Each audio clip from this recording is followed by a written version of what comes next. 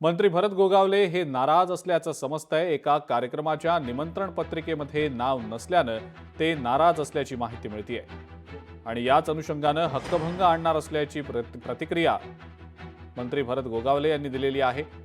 संविधानाचं भान राखून काम केलं पाहिजे असं यावर उपमुख्यमंत्री अजित पवार म्हणतायत।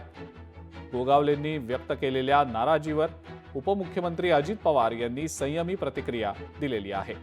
रोहा शहरात साकारण्यात आलेल्या डॉक्टर चिंतामणराव देशमुख या शहर सभागृहाचं लोकार्पण उपमुख्यमंत्र्यांच्या हस्ते संपन्न झालं। या समारंभाच्या कार्यक्रम पत्रिकेतनं मंत्री भरत गोगावलेंचं नाव वगळण्यात आल्यानं गोगावले नाराज झाले। त्यांनी कार्यक्रमावर हक्कभंग आणण्याचा इशारा दिला, तर गोगावलेंच्या नाराजीवर उपमुख्यमंत्री अजित पवारांनी संयमी प्रतिक्रिया देत कायद्याच्या चौकटीत राहून आपण संविधानाचं भान राखून काम करायला हवं असा सल्ला दिलेला आहे।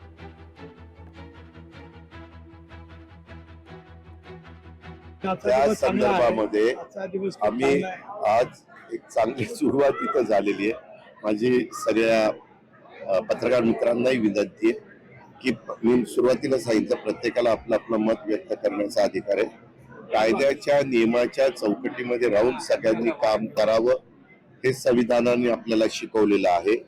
हे घटनेचे शिल्पकार डॉक्टर बाबासाहेब आंबेडकरांच्या कायद्याने घटनेने आपल्याला सांगितलेलं आहे, तसं आपण सगळे वागूया। जर शासनाचा कार्यक्रम असेल तर शासनाच्या नियमाप्रमाणे नाव येणं गरजेचं आहे, नसेल तर त्या शिवभवनावरती आम्ही हक्कभंग आणूया।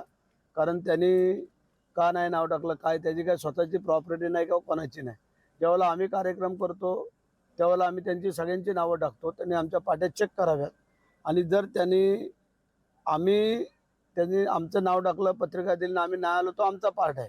परंतु शासन जर सांगते नियमाप्रमाणे सगळ्यांना कळवा, तिथले स्थानिक आमदार खासदार सगळ्या आम्ही जर घेतो, मग याच्या पुढे आम्ही बघूया काय करायचं, कोणाचं घ्यायचं, ते जसं चालतील तसं आम्ही बघूया।